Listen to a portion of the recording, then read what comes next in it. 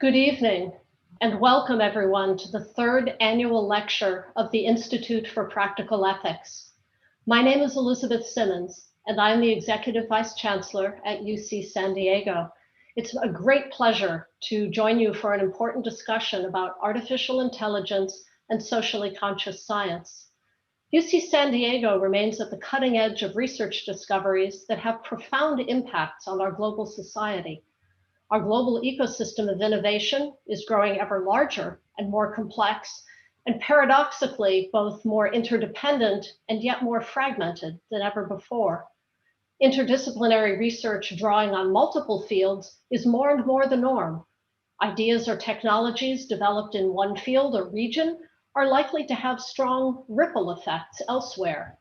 Yet, because many of us are specialists, we cannot always directly appreciate the full range of those ripples. And in particular, as we continue to advance our technological capabilities, we must at the same time consider the ethical implications of such innovations.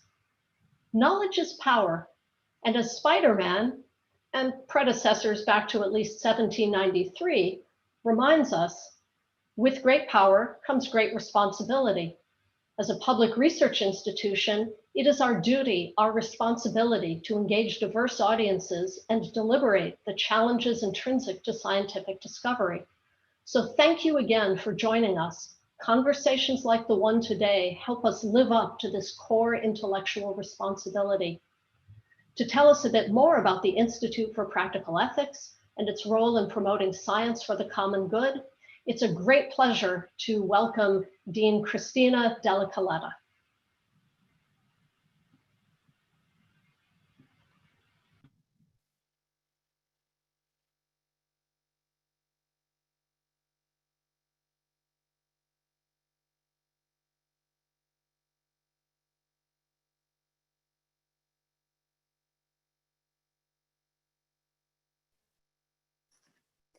Thank you, EVC Simmons, for that warm welcome, and a sincere thank you to everyone joining us as we celebrate the Institute for Practical Ethics today. I am Cristina Della Colletta, Dean of the Division of Arts and Humanities. This is the third annual keynote discussion hosted by the UC San Diego Institute for Practical Ethics. The Institute's mission that was established 3 years ago remains as urgent as ever, particularly as we struggle individually and collectively to respond to the pandemic. Developing and promoting research on ethical issues facing the public today is more important than ever. From active genetics and genetic engineering to data science and the environment, the Institute has developed into a living hub of researchers, visiting and faculty experts, postdoc scholars, and PhD fellows committed to questions about the ethics and social implications of some of the most groundbreaking science of our lives. When we started, we knew this science had incredible transformative power. We now know, through the interdisciplinary work of all involved, this power can be magnified by collaborative participation from all disciplines. We remain optimistic for the future, but we continue to recognize the difference between optimism and wishful thinking. And that difference is analysis and preparation. As I anticipate hearing today, we as a society can only ensure the impacts of groundbreaking research will include and benefit all people if we give it the forethought and discourse it deserves. Our curiosity must be matched by our empathy, and good science is responsible and socially conscious science. We have proven in these last 3 years that UC San Diego, through the Institute for Practical Ethics, takes these responsibilities seriously and is truly a global leader. In turn, we are helping students anticipate and discover a new set of responsibilities. This is where most of our optimism rests. I am honored to have the Institute in the Division of Arts and Humanities, where our interdisciplinary culture is foundational and transformative. I am grateful to directors Craig Callender and John Evans for their drive and commitment and insight to bridging the sciences and the humanities for social good. And all of this would not have been possible without the generosity, vision, and dedicated effort of our initial supporters, Joel and Anne Reed. Having community members like them who care about and contribute to the work of the university is what makes all of this possible. As I know, many of you have been waiting to hear today's discussions since it was first scheduled in March. I will end by thanking all of you, our supporters, faculty, students, and community, for your unwavering commitment. The Institute's continued success is thanks to you. Now, please welcome Craig Callender, co-director of the Institute for Practical Ethics. Thank you.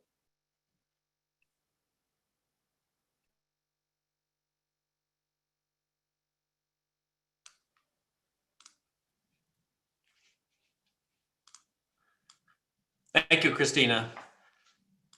John Evans and I would first like to thank you, Christina, EVC Elizabeth Simmons, and Anne and Joel Reed for your bold and strong commitment to practical ethics.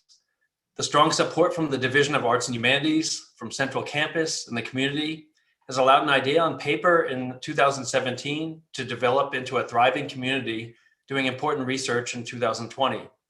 And plus events like these with over 300 people registered, plus many who will later watch it on the division's YouTube channel. These leaders see what the global pandemic and the rollout of vaccines makes plain, that for science to serve the public good, we need the delicate interplay of great science, insights into social impact, and answers to difficult questions in ethics. It is my honor to introduce today's speaker. Professor Stuart Russell is one of the most distinguished and impactful researchers on artificial intelligence in the world. He's professor of computer science and the Smith-Zadeh Chair in Electrical Engineering at UC Berkeley, as well as an honorary fellow at Wadham College, Oxford, and adjunct professor of neurological surgery at UC San Francisco. His work in machine learning, probabilistic reasoning, knowledge representation, real-time decision-making, computer vision, computational physiology, and more has been transformative. His book, Artificial Intelligence, A Modern Approach with Peter Norvig, is a standard text on the subject and has been used by 1,300 universities in 118 countries and growing. I won't list all the prizes and medals he has won. It's quicker to mention the ones he hasn't won. Suffice to say, he's been awarded every prize for which someone in AI could ever hope. And what's especially remarkable about Professor Russell is that he finds time to extend his work outside of academia. In 2017, he collaborated with the Future of Life Institute to produce a video, Slaughterbots, about swarms of drones assassinating political opponents, and presented this to a United Nations meeting. He's vice chair of the World Economic Forum's Council on AI and Robotics. He is also working for the United Nations in developing a new global seismic monitoring system for the Nuclear Test Ban Treaty. Today, we will hear about another concern, the long-term future of artificial intelligence and its relationship to humanity, which is the subject of his new book, Human Compatible, AI and the Problem of Control.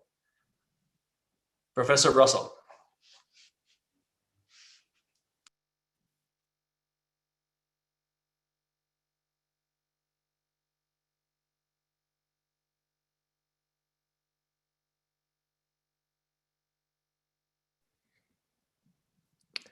Thank you very much, Craig, and thank you to the Dean and the EVC. I am extremely honored to be invited to give this lecture. I'm very sorry that I couldn't give it earlier. And of course, that time was right at the beginning of the lockdowns that we've all experienced. And it was very much in the balance as to whether I would be able to come down to give the lecture. But perhaps had I given it, that would have been a super spreader event that wiped out all of the ethical people in San Diego. So I think I'm glad that we didn't do that.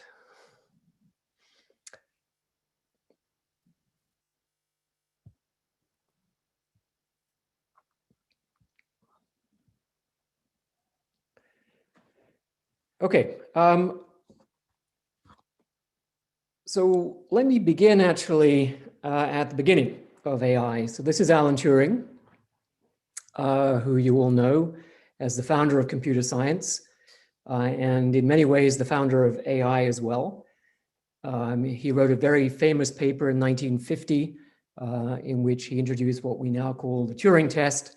He introduced many of the different subfields of AI. He talked about the importance of machine learning for creating intelligent systems. And that paper was quite optimistic. And then he thought a little bit about it. And in 1951, he gave a lecture on the radio. And he said this: "It seems probable that once the machine thinking method had started, it would not take long to outstrip our feeble powers. At some stage, therefore, we should have to expect the machines to take control." Full stop, period. So no mitigation, just resignation. So what I'm going to talk about today is why did he say that, and was he right? And if he's not right, then what can we do about it? So fast forward to the present, and of course, you're all aware that AI is moving very quickly. We're starting to see the self-driving car. We've already seen the defeat of the human world champion at Go, an event that wasn't predicted to happen for another 100 years.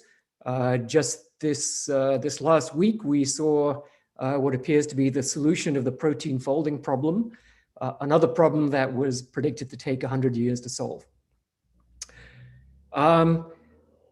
So when people talk about all this progress and where it's leading, I would say that despite what seems to be hype and perhaps even a bubble, I would say that there's a great deal of underestimation, a sort of a lack of imagination. People talk about the prospect of safer cars or reducing medical errors and things like that. But actually, if we succeed in creating what we are trying to create, which is general purpose artificial intelligence, the impact will be much greater. So to try to illustrate that, I want you to think back to around 1800 and suppose that you're in San Diego or in England and you want to get to Australia.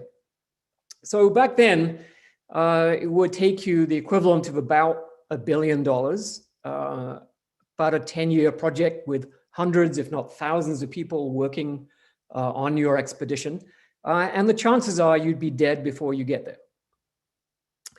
But then with technological progress in 2020, it costs, assuming you're allowed to go, which currently you're not, but if you were, it costs about $1,000, in other words, about nothing in comparison. It takes about a day, in other words, instantaneous in comparison, and you're almost certainly alive. So we now think of travel as a service, TaaS. Basically, you take out your phone, tap, tap, tap, and then the next day you're there. So with general purpose AI, it's everything as a service. You can apply the same improvements in efficiency, the reductions in cost, to pretty much everything that humans can do, because by definition, the AI system can now do it. And the cost reduction happens because you're taking those expensive humans out of the pipeline. And it's just a mathematical fact that each person on Earth can only expect to receive the services of, on average, one person. You can't have more than that on average. And so that places an upper limit on our quality of life, unless you have ways of doing things without human beings. So that's what AI provides. So you could think about, organizing and running a major conference. You just ask it to be done, and it happens automatically. You need houses in your village, or you need a school or a hospital or a road connecting you to a city. It's done. You need your children taught. You need your surgeons trained. It's done. And this would not be done. I don't want you to think of this as being sort of a mobile box on wheels or a humanoid robot that carries its brain with it. And there's lots of them, and they're all intelligent individually, as in the way that humans are. it's really going to be fully interconnected cloud, regional or global AI systems that know everything, right? So these systems are expert on everything. And then they just happen to have some physical extensions, whether they're legged or winged or wheeled, for doing various things in the physical world efficiently. And even if you leave out the sci-fi stuff, like solving the protein folding problem or curing cancer or creating faster than light travel or allowing us to live forever, just doing what we already know how to do, except doing it much more efficiently and much more quickly, we could lift the living standards of everybody on Earth to a respectable San Diego kind of living standard. And that would be roughly a tenfold increase in the GDP of the world. And the net present value, as economists call it, so the sort of cash equivalent value of that prize would be about $13.5 quadrillion, which is quite a lot of money, even by Chinese standards. So when you look at the amounts that nations are talking about investing in AI and getting really excited about, $1 billion for AI, it's absolutely negligible compared to the value of the prize that we're pushing for. And if you think about it, but general purpose AI would basically be a source of wealth that anyone can access, assuming that we organize the politics and economics correctly. So fighting over who has more, whether it's groups of people or countries over who has more of this, would be like fighting over who has more copies of a digital newspaper. It's just a ridiculous concept that you would fight over that. And there are still other reasons why we would kill each other: religion, politics, and so on. But at least this one, which has been the source of a good fraction of the intertribal and international conflict over the millennia, will, I hope, go away. So those are some of the plus sides of success in AI. But coming back to Turing's prediction, if it's the case, and I think it's reasonable to assume that it will be the case, that eventually AI systems will make better decisions than humans in the real world, just as they make better decisions on the Go board. The Go board is very restricted and simplified compared to the real world. But what's happening in AI is gradually moving us off the Go board and into the real world. And eventually, AI systems will just make better decisions across the board, so to speak. And then what Turing is asking is, okay, we're creating entities that are more powerful than us. How do we retain power over those entities forever? And Turing's prediction is we can't. And I actually think possibly we can. So let's try to understand where things go wrong. Why is it that making AI better and better makes things worse and worse? And I think the answer can be found actually in the very way we conceive of artificial intelligence, as what is the problem that we're trying to solve in AI. And I'll call this the standard model, borrowing that phrase from physics. But it's not just, as it turns out, the standard model of AI. It's the standard model in several other disciplines: control theory, statistics, operations, research, and to some extent in economics as well, which is that we create machinery that optimizes an exogenously specified objective. So we, the humans, specify the objective. So you get in your self-driving car, you say, take me to the airport. The airport becomes the objective of the car. And then the AI system figures out how to do it and does it. In control theory, it's called the cost function that you minimize. In statistics, it's called a loss function that you minimize. In operations research, it's called a reward function that you maximize the expected discounted sum. In economics, it's a utility function or a social welfare function. So in all these disciplines, the same basic methodology applies, and it's been very successful. I mean, it's a good chunk of 20th century technology is based on this model. But as we move AI systems out of the lab and into the real world, the problem is we see immediately that we cannot specify objectives completely and correctly.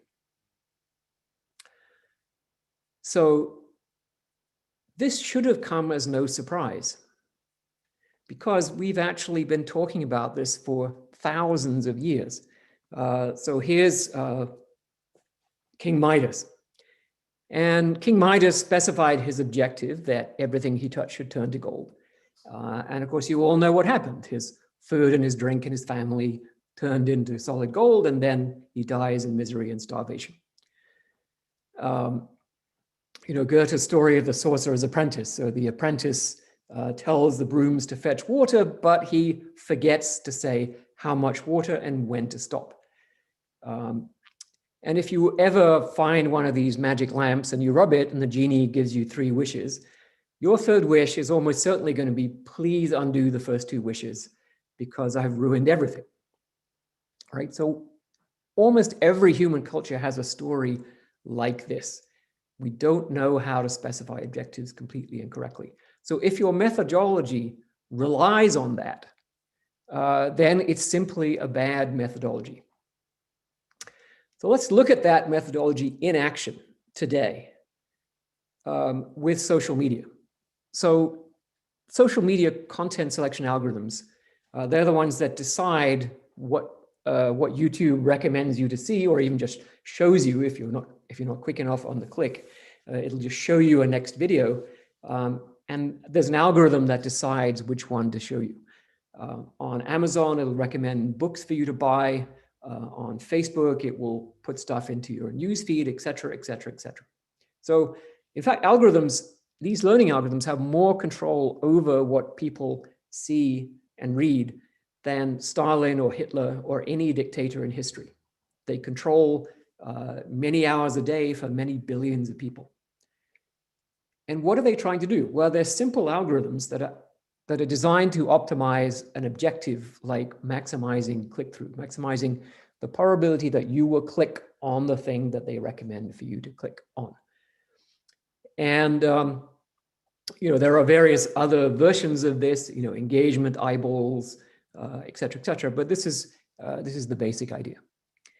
And so if you were setting up these algorithms at the beginning of the social media revolution, you might think, well, okay, of course you want to maximize click-through, because not only does that happen to maximize profit, or at least revenue, but it also is going to mean that the algorithms learn to send people what people want, right? What could possibly be wrong with that, right? So the algorithms will learn what people want and send it to them. Actually, that is not what the algorithms do, because that's not a very good way to maximize click-through. Why not? Because people are not static, and you can get a lot more click-through if you change people into something else, particularly into a different kind of person who is much more predictable than the original. So what the algorithms learn to do is to modify people to be more predictable.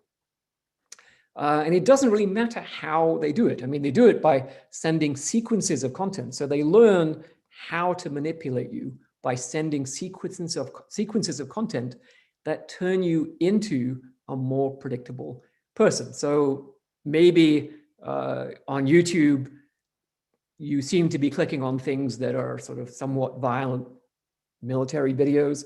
And so it will start sending you more and more violent ones, because it's learned that it can turn you into a violence addict. And once you're one of those, then you're easy meat for the algorithm. It can keep you glued to the screen for hours and hours. But it doesn't know that you're a violence addict. It just knows that you're a clickstream that's profitable, and that's what matters. So this is actually, I think, one of the contributing factors to the situation that we find ourselves in these days. And you can see that this is happening despite the fact that these algorithms are incredibly simple. They know nothing. They don't even know that human beings exist, or that they have minds or psychology. You're just a sequence of clicks. But imagine if the AI system were more sophisticated, how much worse things would get. So when you have this disconnect between what we really want and what the stated objective is, then the better the AI, the worse the outcome, because the AI system, first of all, is going to be more capable of messing with the rest of the world.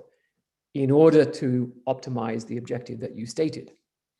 And also better able to resist any attempts to interfere. So if you're thinking, oh, well, we can just unplug it. I mean, that was true in the lab, and there are many anecdotes of AI systems producing funny behavior because they're following incorrectly specified objectives. But in the real world, it's harder. And in fact, it's pretty hard to unplug the Facebook content selection algorithm because it's protected by a multi-$100 billion corporation. So how do we get into this mess?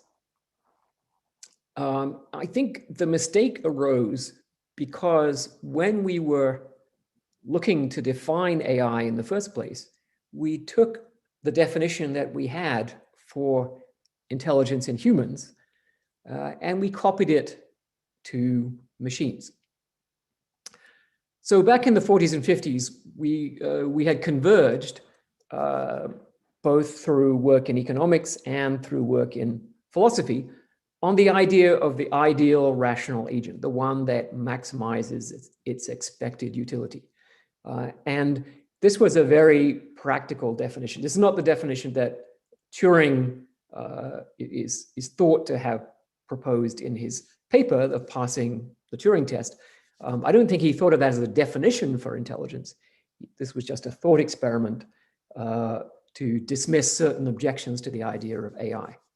But when you look at the research that was done in AI right from the beginning, it was AI systems are intelligent if they achieve their objectives. So we took the notion of human intelligence as acting in the service of objectives, and we translated that directly to machines. So machines are intelligent to the extent that their actions can be expected to achieve their objectives.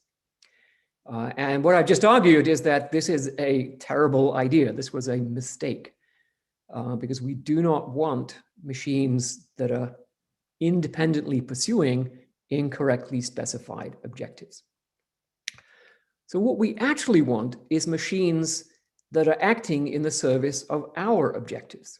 And I'll call these beneficial machines. So machines are beneficial to the extent that their actions can be expected to achieve our objectives.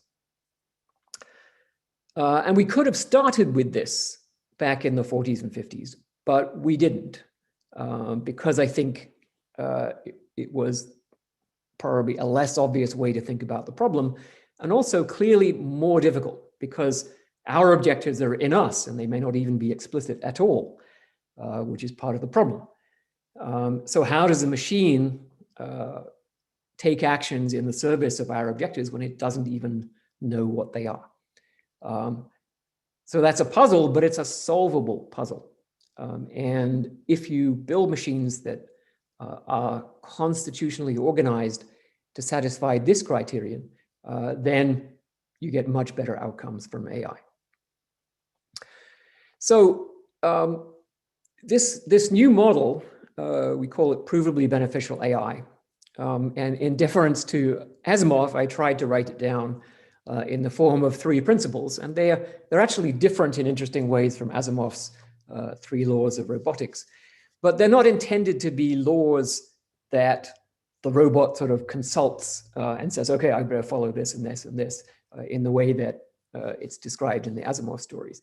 Really think of these as setting up informally what's eventually going to be a mathematical framework for AI researchers to work within. So the first principle says that the only objective for the robot is to satisfy human preferences. And I'm using the word preferences here in the sense that it's used in, let's say, in utility theory, meaning roughly that out of the possible futures or probability distributions over futures, and futures here meaning complete futures, a human being may have preferences among those. And that set of preferences is what the robot would like to satisfy. So it's not just what kind of pizza do I like, but really what do I want the future to be? And then the second principle says the robot does not know what those preferences are. And this is really the core of the new model. And it turns out that this uncertainty is what provides the guarantees of safety and allows us to remain in control. The third principle is how we ground this idea of preferences. So if you're uncertain about the preferences, there has to be some way in which you could eventually become certain. And in some sense, there has to be some truth to the matter as to whether a person does or does not have a given set of preferences. And the evidence for that, in the absence of the robot doing MRI to directly examine our brains, the evidence of our preferences consists of all the choices that we make. So the totality of human behavior is evidence for the preferences, our underlying preferences about what we want the future to be like. And to be sure, it's extremely noisy and imperfect evidence because the connection between our underlying preferences about the future and what we do is far from perfect. And I'll talk more about that later on. But this is the source of evidence for human preferences. So you can take those three principles and actually formulate them in a mathematical framework that we call the assistance game. So it's within game theory because the robot and the human, or the robots and the humans, plural, are engaged in a joint decision-making problem. And you have to think about both of those groups at the same time. And essentially, what I'm arguing is that AI systems should solve the machine half of the assistance game. And when they do that, they behave very differently from machines that are solving the standard model AI with a fixed known objective. And you can think of the standard model as a sort of an extreme special case where the uncertainty that the robot has about human preferences has vanished. So it's all of standard AI is incorporated within the new model as this sort of measure zero special case. And when you look at the solutions for these assistance games, the kinds of behaviors that the AI system exhibits include deferring to human requests and commands, asking permission. So before the robot takes an action that modifies the world in a way that the robot is not sure is desirable, then under appropriate circumstances, it will ask permission before doing that. So if it's got a really cool way of fixing the carbon dioxide problem in the atmosphere, but that happens to turn the oceans into sulfuric acid, then it would ask permission, assuming that it doesn't know our preferences about the oceans. And in general, its behavior will be minimally invasive, meaning it will leave untouched as much as possible of the world, particularly those parts whose value is unknown. In the extreme case, right, imagine a robot that knows absolutely nothing about human preferences.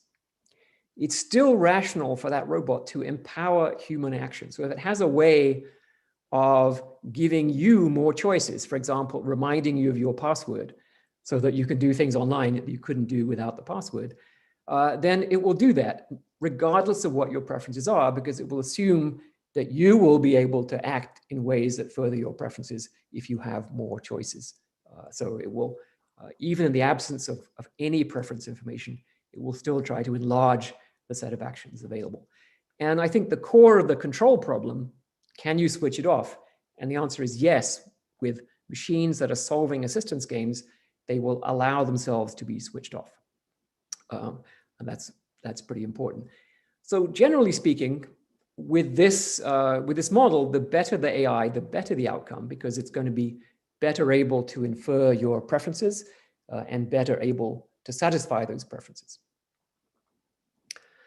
So let me just go through in very informal terms why a machine built in the new model will allow itself to be switched off. So to understand that, let's go back to the standard model. And here's the robot that we have in our lab, the PR2. And like all sufficiently large robots, it has an off switch, legally required to have an off switch on the back, and there it is. And suppose, so in the standard model, you give the machine an objective. So you say, fetch me a cup of coffee. So now the machine has an objective, and it's going to come up with courses of action that achieve the objective, with the highest possible reliability. So once it's got the objective of fetching the coffee, it doesn't have to be a genius to realize that it can't fetch the coffee if it's dead. So by asking it to fetch the coffee, you have given it a reason to live and a reason to protect itself. And in fact, a reason to disable its own off switch so that somebody can't interrupt the process of fetching the coffee. And it might do a bunch of other things to protect itself, like getting rid of all the other customers in the cafe. So this is what we want to avoid, this kind of incorrigible behavior.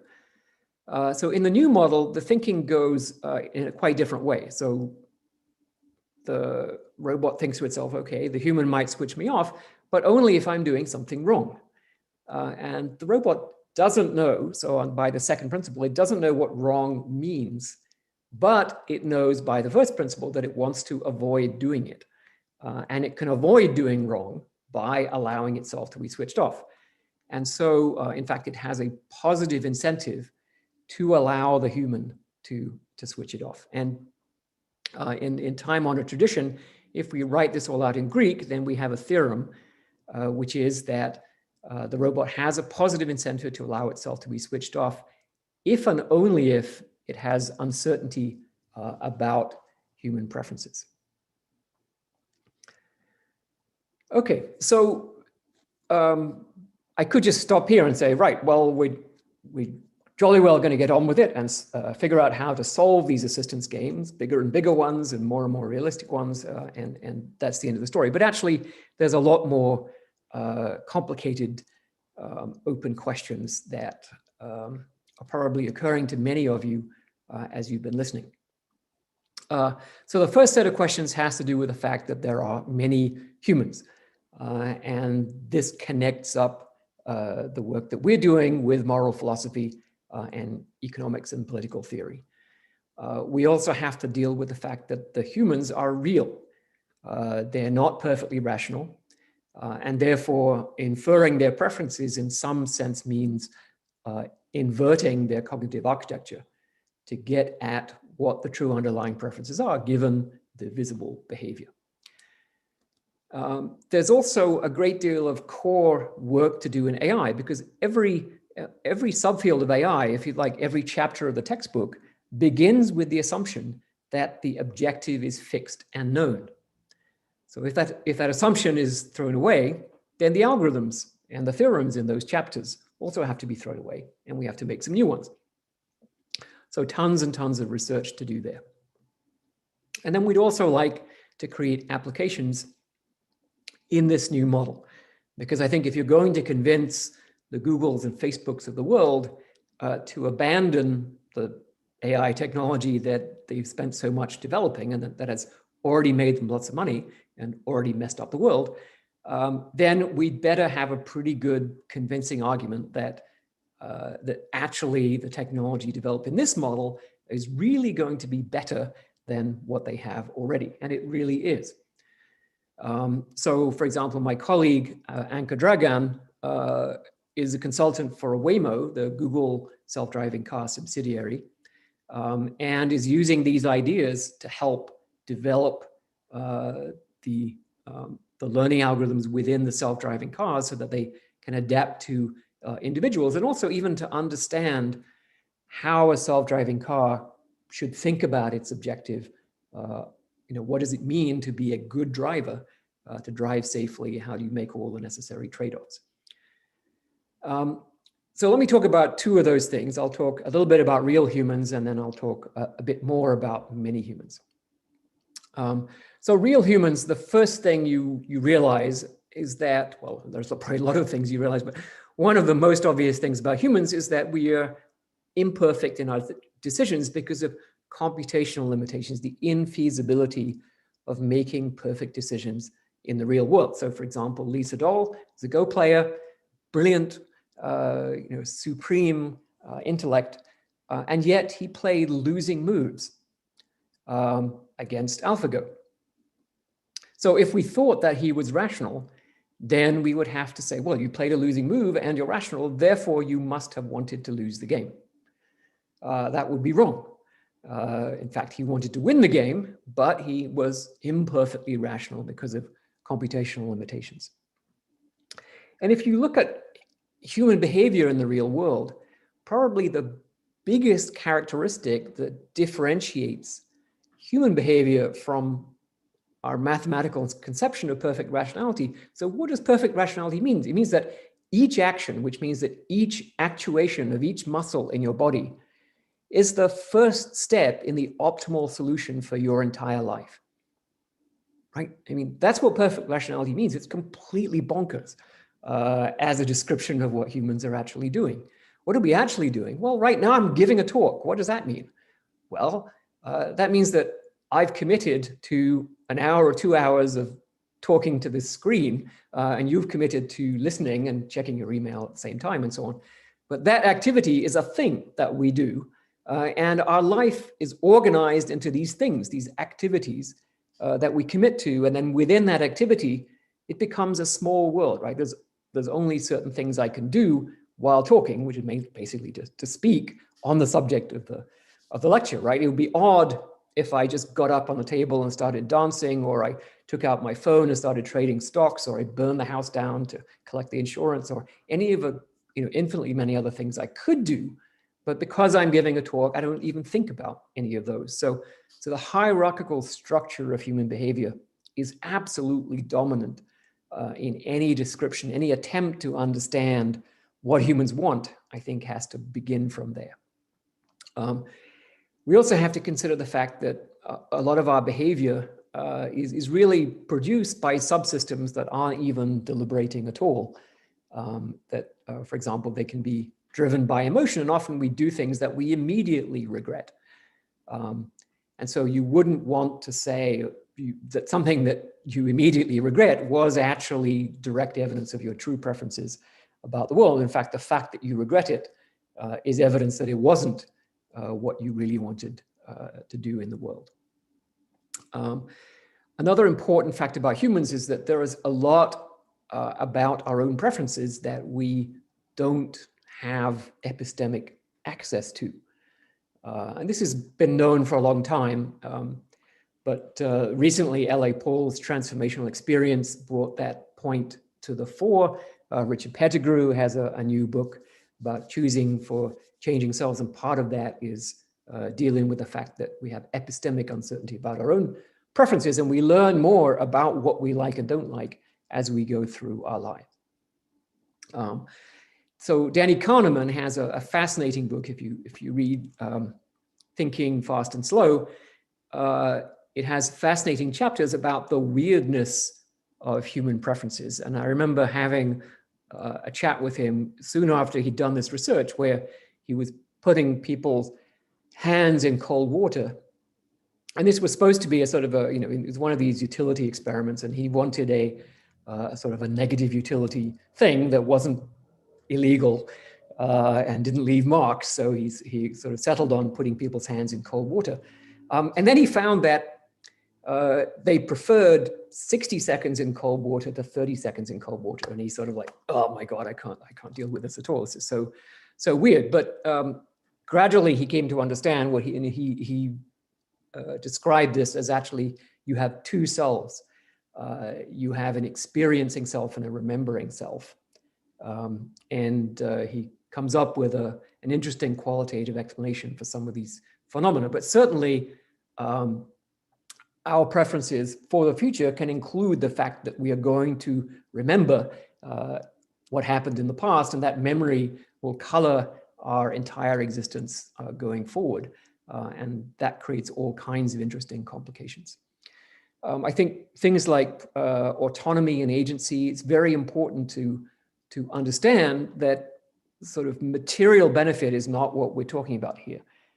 So it's not just, I prefer to have nice food to unpleasant food, or I prefer to have a nice house to a crummy house.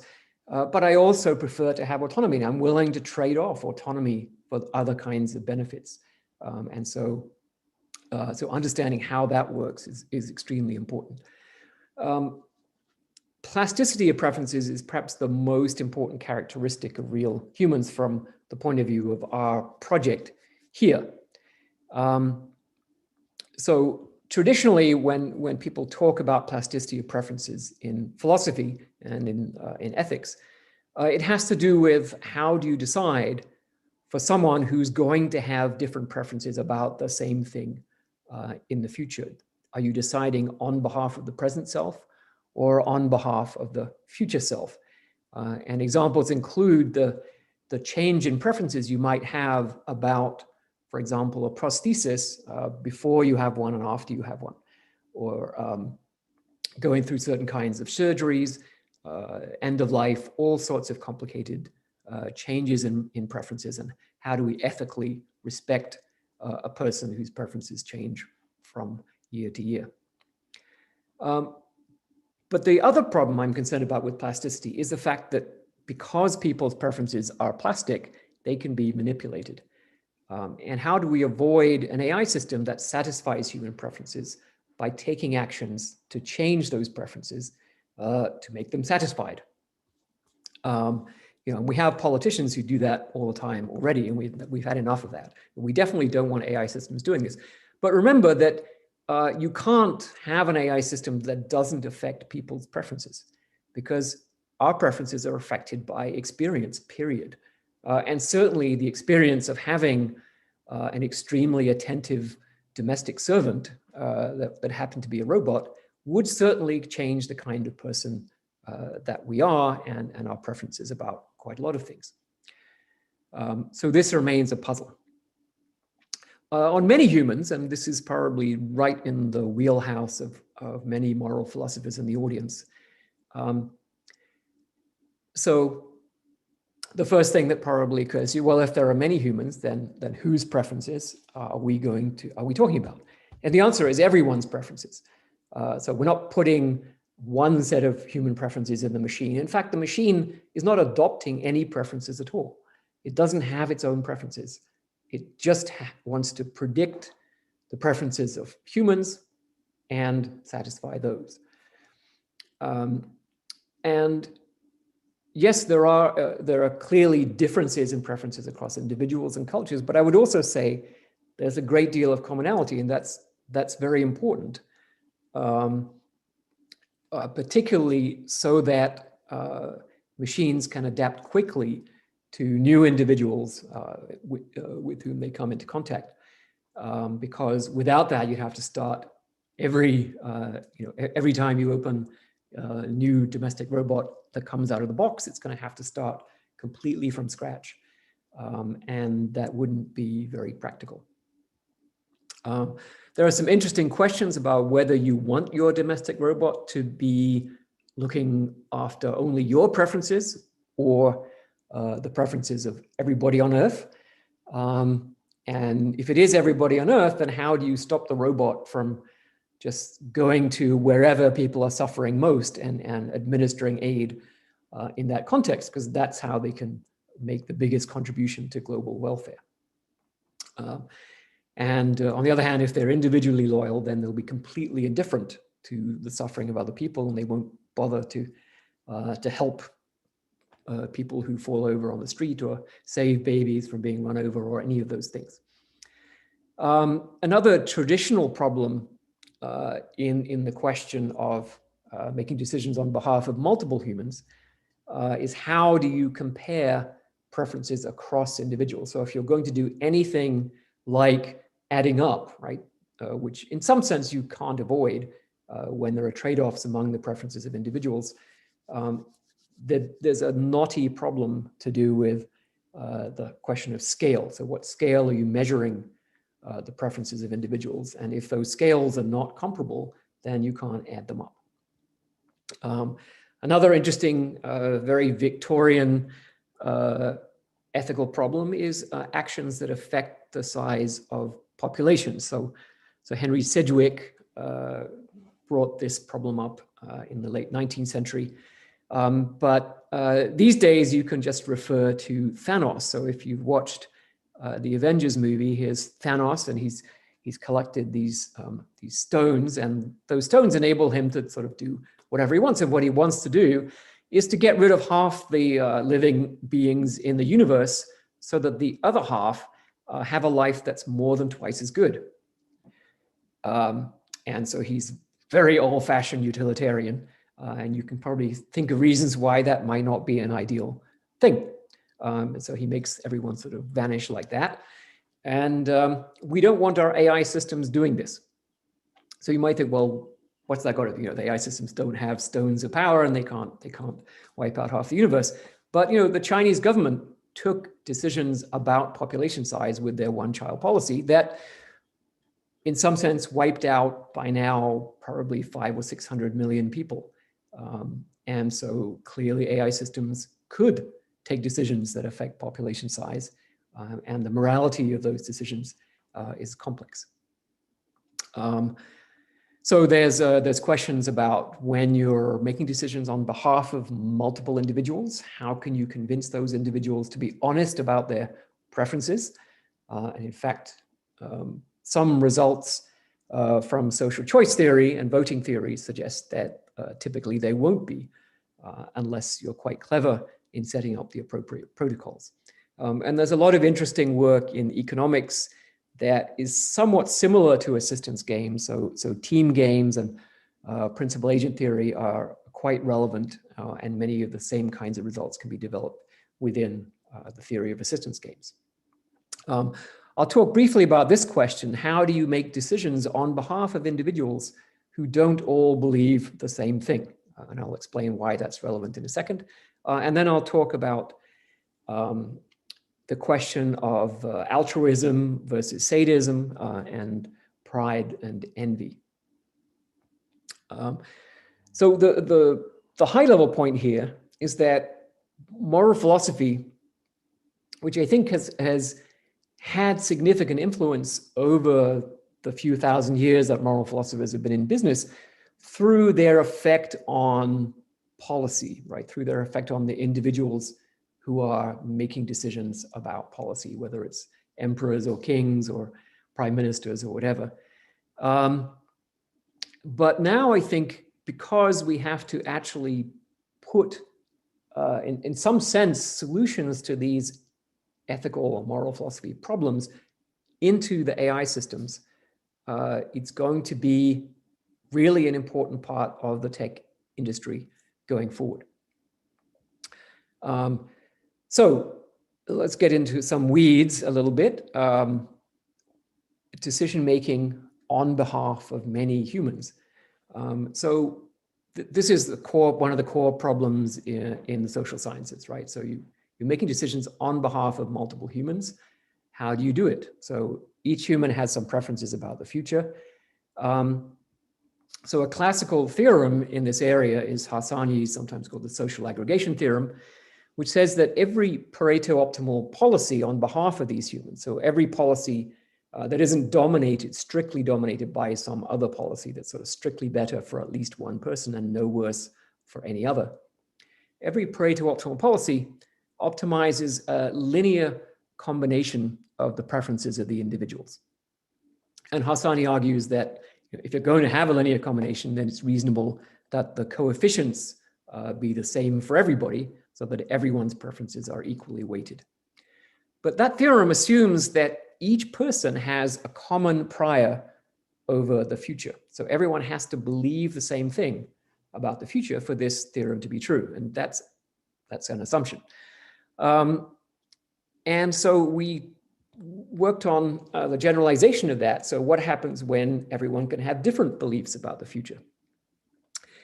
And it turns out, initially very counterintuitive result, that every Pareto optimal policy has a dynamic weight for the preference of each individual.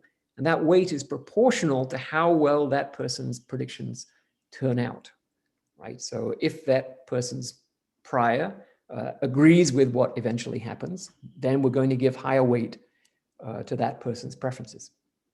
And this seems extremely inegalitarian. In fact, it can be exponentially inegalitarian as a function of time. And also it's sort of quite counterintuitive. Why is that fair? But the answer is, actually, it's not to do with fairness. It's to do with the fact that this is the policy that everybody wants, because everybody believes their beliefs by definition. And so they think they're going to win this game. And so they insist that this is the policy that is adopted. So I don't have, a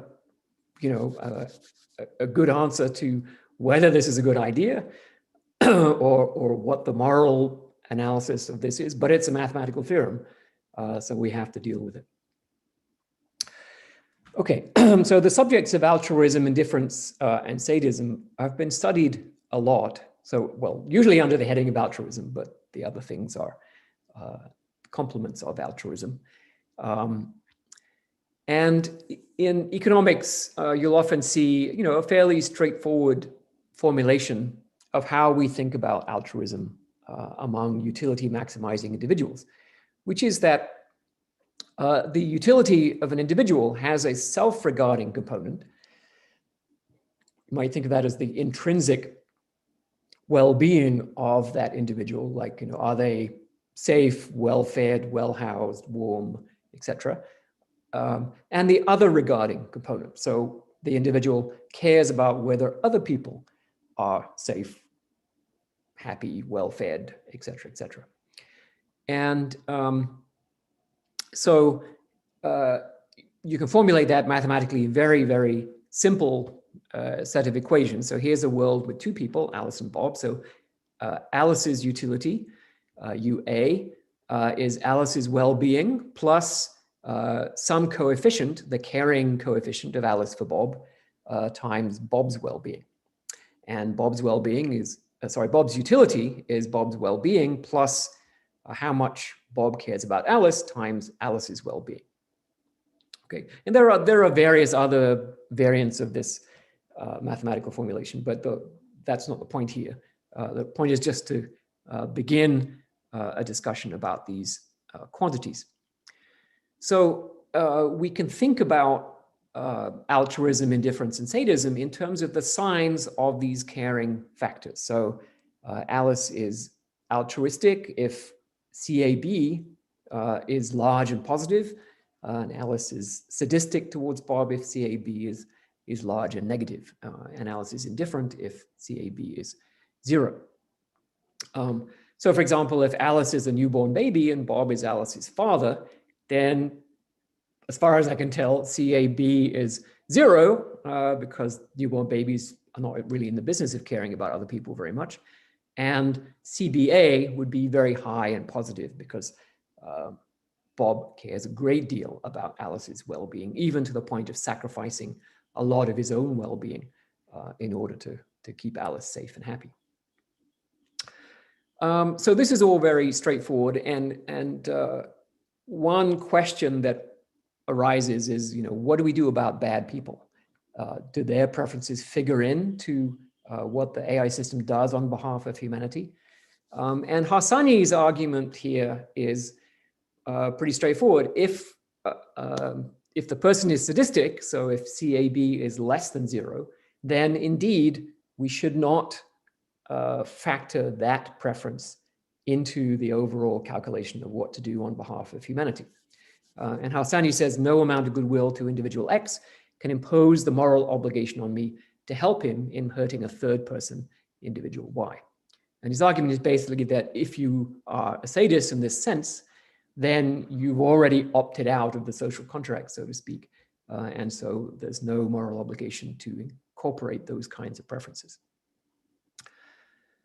So you might say, well, okay, that's fine, but there's not very many sadists, so it's not, it's not a huge impact if we do this, and certainly it's a good idea to not try to satisfy those sadistic preferences. But now let's look at the other three things: pride and rivalry and envy. So both in sociology and in economics, this idea of relative well-being, the importance of relative well-being, has been noticed. Economists call these things positional goods. So their utility is not an absolute property of the good itself, but of its relative characteristics compared to the goods that other people have. So this could be that I like my car, not just because it's a nice car, but because it's nicer than my neighbor's cars, or my house is nicer than my neighbor's houses, or my paintings in my house are by more famous artists than the paintings of the people in the other houses. Or, think about just a Nobel Prize, right? We think of the Nobel Prize as a noble aspiration, but of course, a Nobel Prize per se is worth a lot more than the prize, right? It's the fact that no one else has one, the fact that it tells you that you're smarter than everybody else in the world makes it extremely valuable to you. And of course, if everyone had one, then it wouldn't be worth anything. So relative well-being is actually extremely important. And if you formulate it in the same kind of way, right? So you have an envy coefficient, EAB, which operates on the difference in well-being between Bob and Alice. So if Alice envies Bob, then Alice is unhappy to the extent that Bob's well-being is bigger than Alice's well-being. And this is the pride coefficient. So Alice is proud of having higher well-being than Bob's. And of course, you could break down the well-beings into houses and cars and Nobel Prizes and all the rest of it. And they might all have different factors, but the basic idea is clear. And if you rearrange this equation, then you see very clearly you've got some coefficients that are positive times Alice's own well-being. And you've got some coefficients that are negative multiplying Bob's well-being. So in particular, the envy and the pride have a negative coefficient for Bob's well-being. So they act exactly like sadism.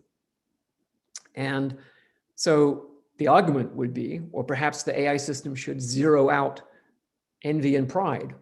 In fact, get rid of positional goods and relative well-being as factors in the overall human preference aggregate altogether. And that's a much more radical suggestion, right? Because there's maybe a few sadists, but everybody, pretty much everyone in the world, values positional goods and relative well-being, and the whole social identity theory is organized around this, and sort of the tribal pride you feel when your cricket team or your football team wins. These factors are extremely important to people, and I don't know whether it's a good idea to zero them out or not, but I think we need to start thinking about how they should be taken into account.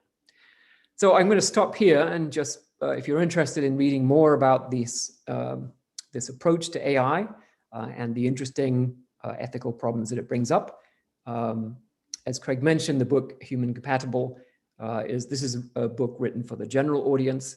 And then the new edition of the textbook, which came out earlier this year, contains a lot of the technical development of these ideas. But unfortunately, most of the chapters are still based on the standard model because we haven't done the work to create all the new algorithms and theorems that go with the new model in different subfields of AI.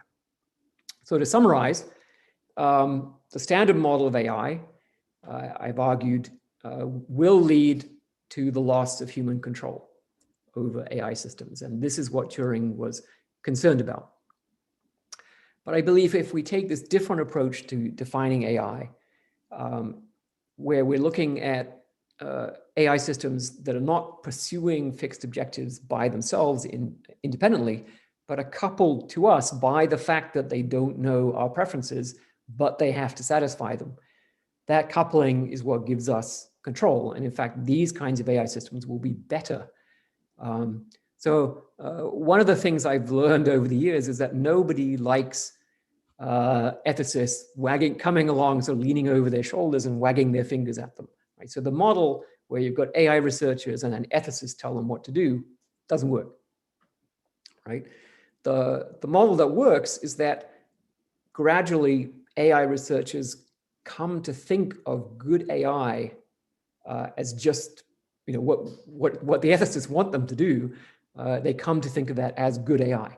So just like civil engineers who build bridges, they come to think of a bridge that doesn't fall down as a good bridge, right? And they don't think of it as sort of a separate ethical obligation to make sure it doesn't fall down. It's just not a good bridge. They're not good engineers if their bridges fall down. You're not a good doctor if your patients die. And you're not a good AI researcher if your AI systems do things that are harmful to human beings, which stands to reason. So we have to change the mindset of the field. And there are a few other things that I haven't talked about that I think are also extremely important. One of them is what we call the Dr. Evil problem. So Dr. Evil has no interest in using provably beneficial AI. So misuse of computer systems is already a massive trillion-dollar problem that we have with cybercrime, and it's going to get worse as AI systems proliferate. And the second problem is the problem of overuse. So in Wall-E, because it's possible to turn over the management of our civilization to machines, that's exactly what we do.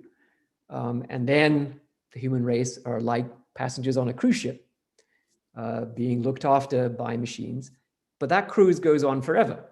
And you could argue that's the end of human civilization. So I don't think that's a desirable future either.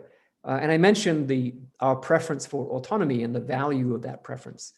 And I think that's an important way that we can keep AI systems from allowing us to fall into this trap. But at the moment, I would say this is at least as much a cultural problem as a technological problem. So I will stop there and say thank you for your attention.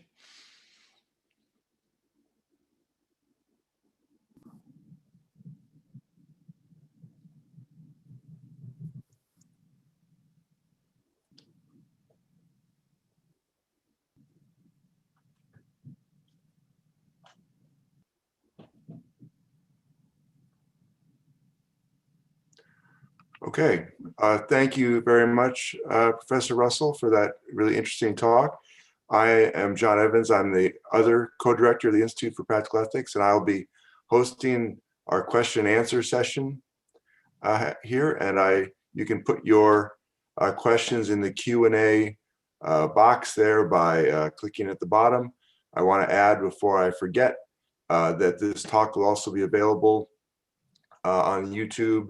And you can get to there by going to the IPE webpage and go to events, and it should be linked right there so you can share it with others.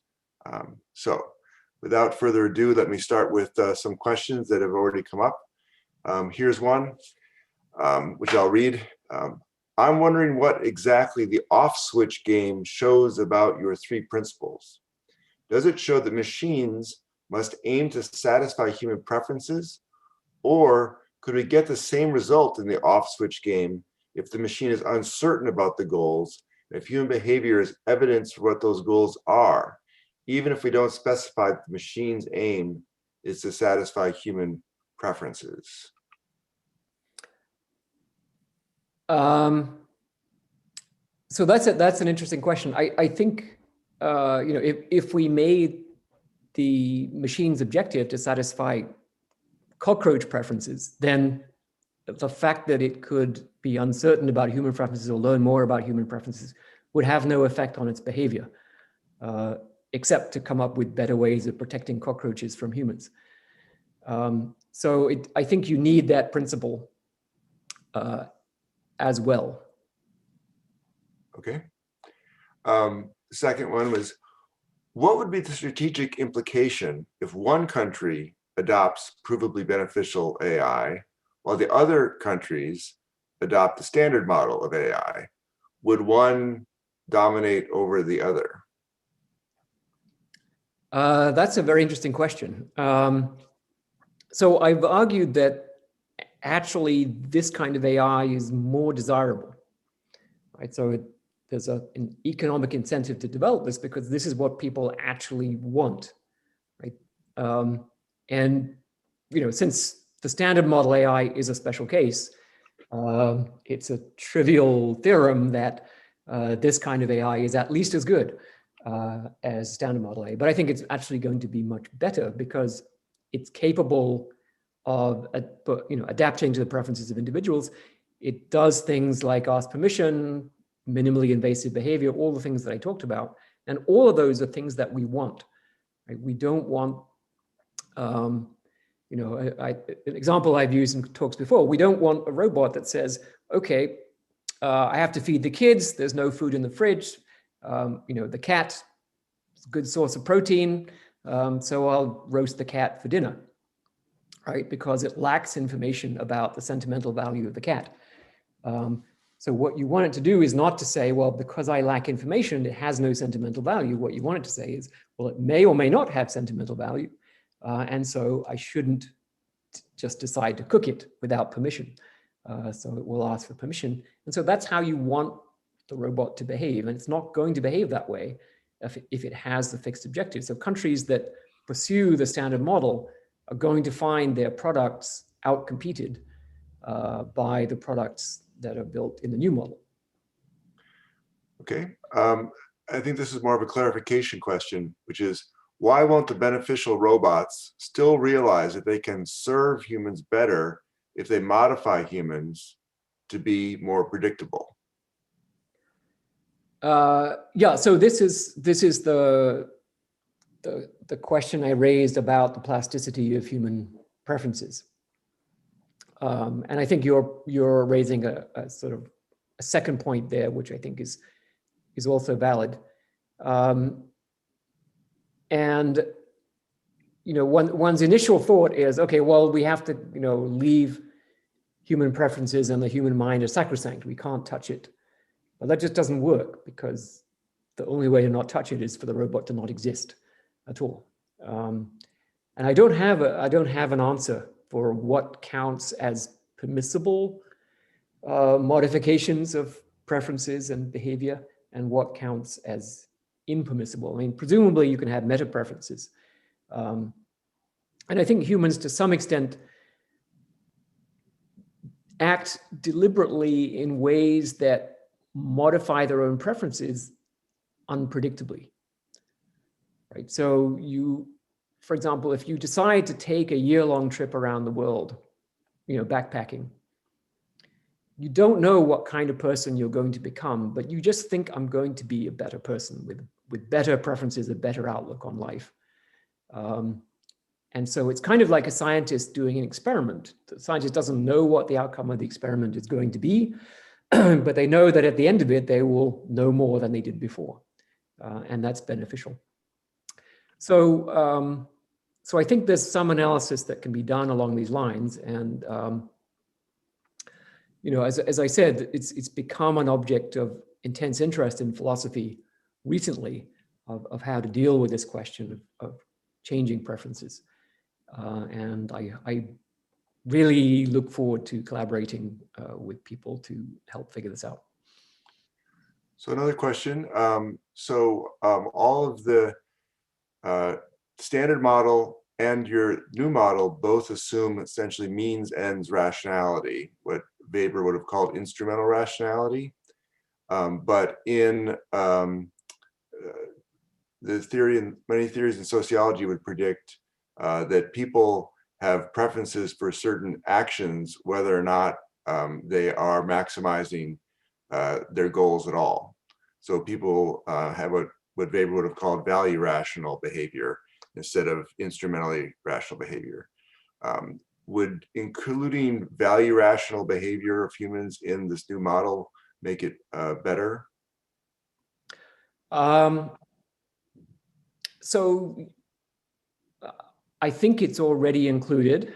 We're not talking about just ends, and even in standard Markov decision process theory, you measure the value of a history, which is a trace of everything that happens over time, by rewards that look at the state, the action, and the outcome state.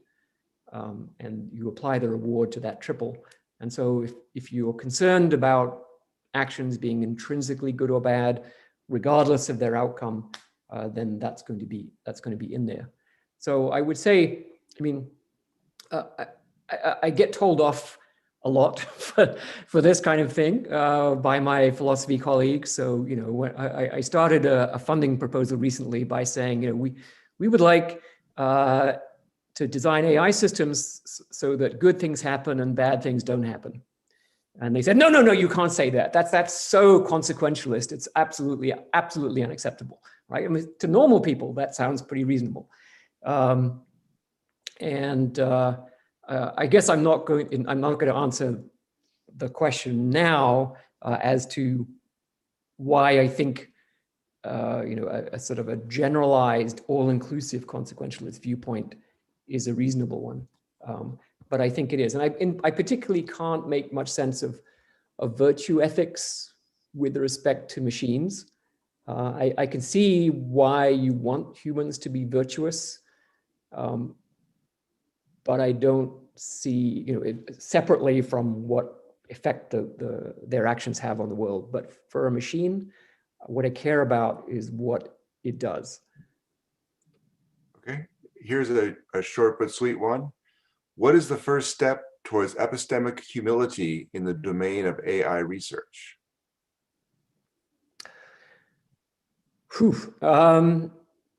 I would say reading a lot of philosophy is very helpful, because what philosophers have been doing for thousands of years is proposing all-encompassing theories and then having other people shoot them down. And so you very quickly realize that any kind of simplistic, the first 38 things that pop into your head are almost certainly wrong. So learning that mindset is a really good idea for AI researchers and people who are implementing machine learning systems and so on. Okay, here's a bit of a longer one. I was hoping you'd say a little bit more about the problem, how to deal with indifference. I'm less worried about actual sadism and more worried about people simply not caring about others. This is how a sort of status quo oppression is perpetuated for minorities, the poor, and people with disabilities. Much of the time, it's not people who actively want to harm oppressed groups. Instead, the problem is that most people don't care enough to change the status quo in order to benefit these groups. What can be done about protecting these minority preferences? So if a lot of people are indifferent to the well-being of a small group, that shouldn't actually matter, right? So a funny thing, even about straightforward utilitarianism,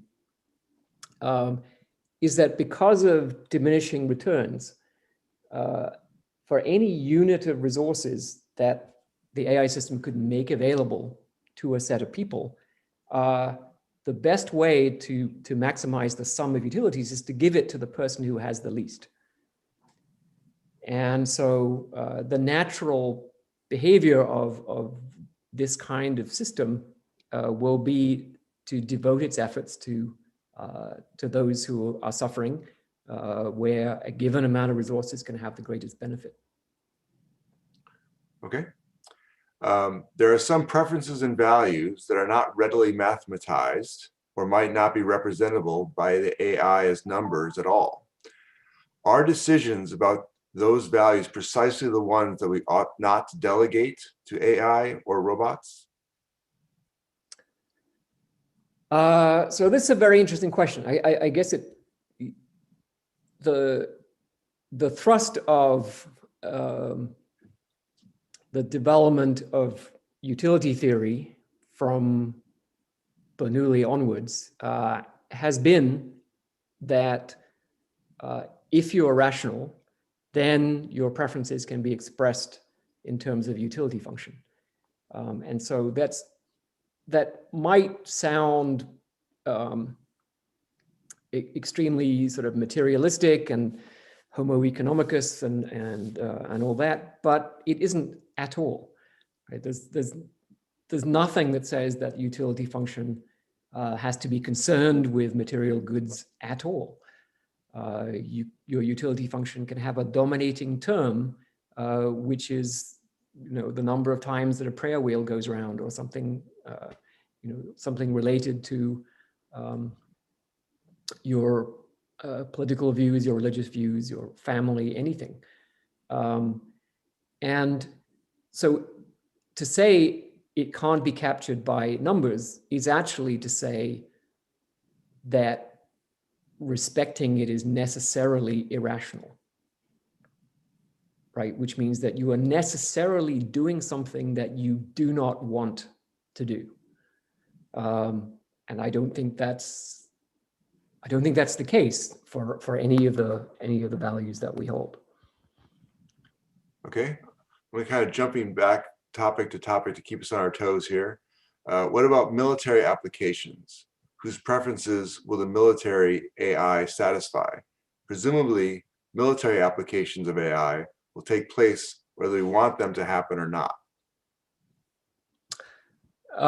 So that's a very interesting question, and you know, I could give a whole talk about why it's a really bad idea to allow lethal autonomous weapons. And I think the question is getting at whether these kinds of weapons can properly respect human rights in a conflict, and so on. And I would say, at the moment, they can respect some of them, so they comparably distinguish soldiers from non-soldiers reasonably well in most cases, perhaps as well as a typical human soldier in the thick of battle might be able to do. But certainly, they'd have a very hard time understanding the doctrine of proportionality, which allows you to kill civilians in proportion to the value of the military target. Don't ask me to defend that, but that's a legal principle, the international humanitarian law. And the doctrine of necessity, which says you can't even kill soldiers unless it's militarily necessary.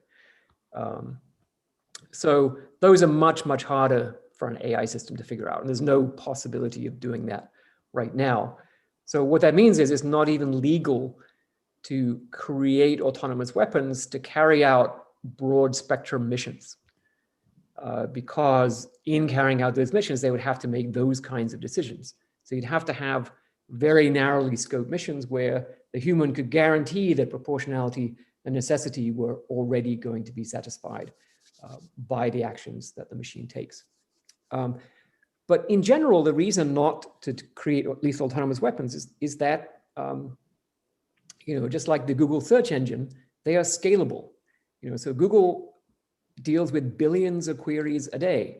How does it do that? It has lots of computers, right? And autonomous weapons could kill billions of people. How? By just having lots of them, because they don't need individual human supervision. By definition, they are scalable weapons of mass destruction. And the military are coming to understand that. So the West Point and one of the Air Force Institutes published reports recently saying, yes, autonomous weapons are weapons of mass destruction. And they're also much cheaper than nuclear weapons. They can be much more effective because they don't destroy the city and leave a huge radioactive smoking crater. And they can be very selective as well. So they can be used for genocide, ethnic cleansing, etc., as well as straightforward mass death. So there's all kinds of reasons why they're a really bad idea to allow these weapons to be created. Do you anticipate provably beneficial AI learning sufficiently well that it eliminates the notion of uncertainty entirely at some point? That's a great question. I very much doubt it, because I think you know, humans are extremely complex and we change. So, in fact, we may change faster as a result of a tightly coupled interaction with AI systems.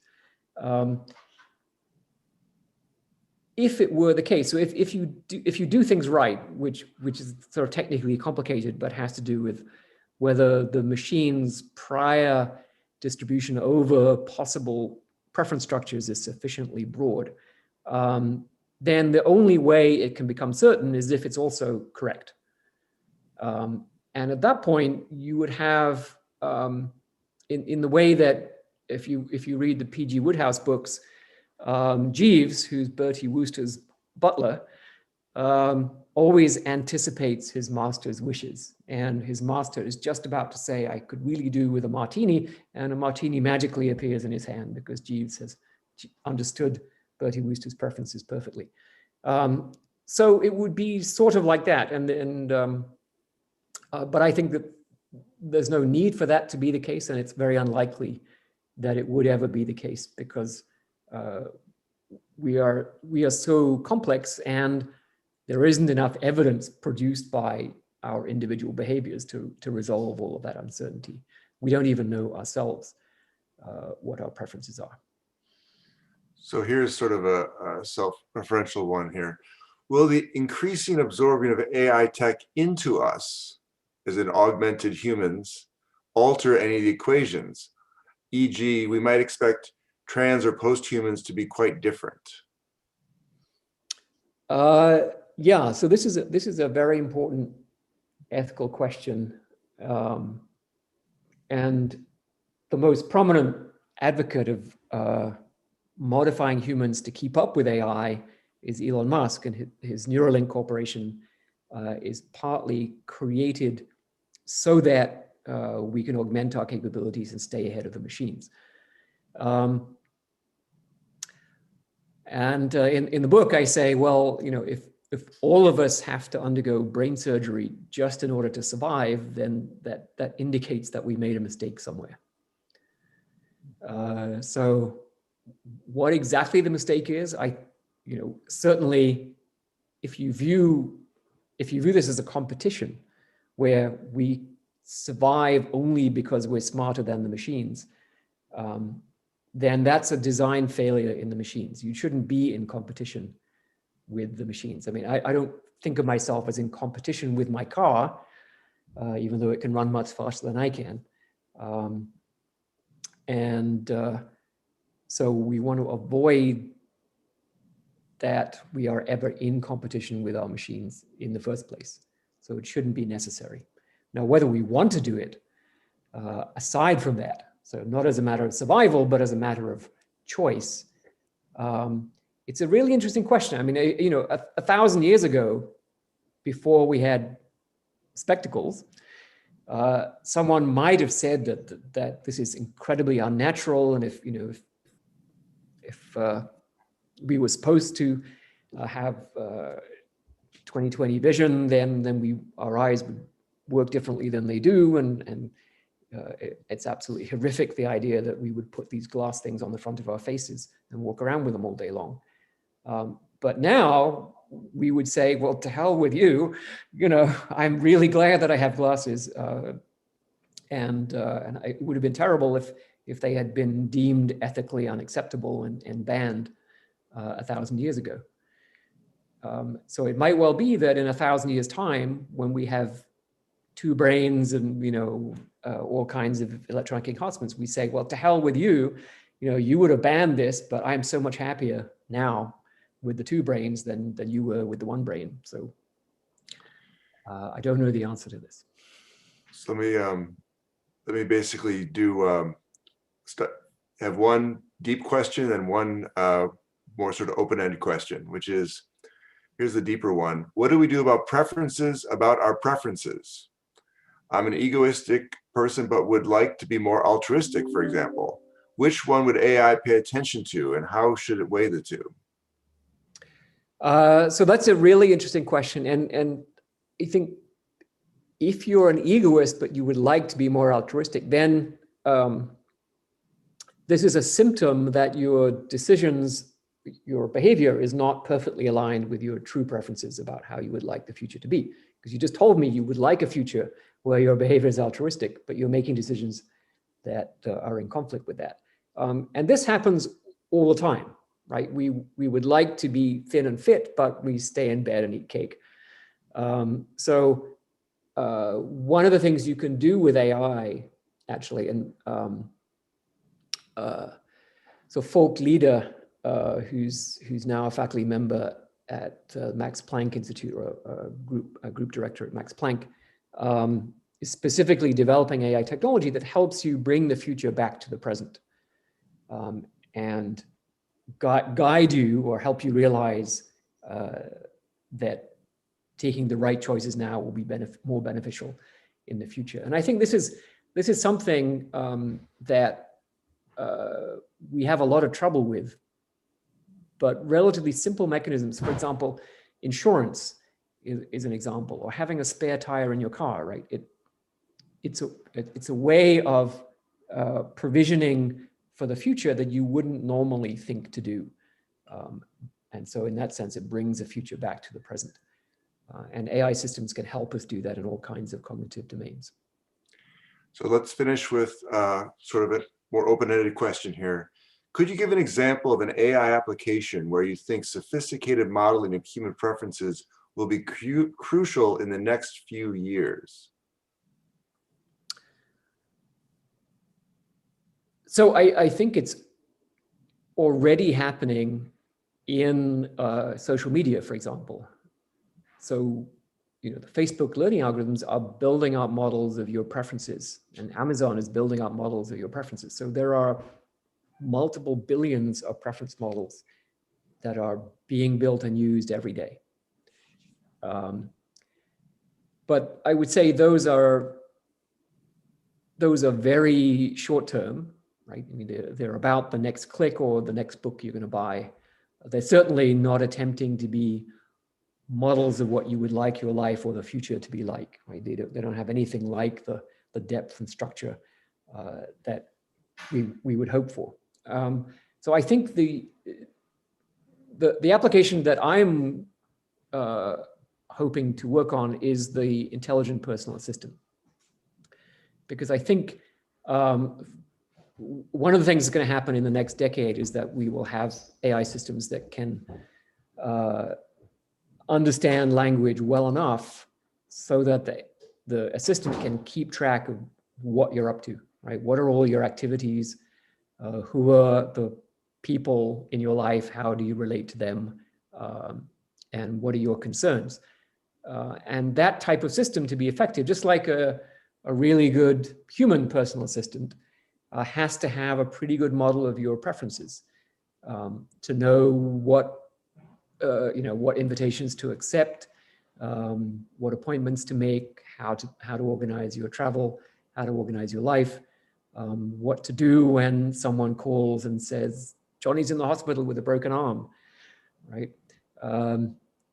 Deciding whether it's okay to interrupt your presentation to the Institute for Practical Ethics to tell you that, right? That's a complicated decision that involves a lot of analysis of preferences. So I think this is the area where there's enormous upside to making systems of this kind, because they can be incredibly helpful to people.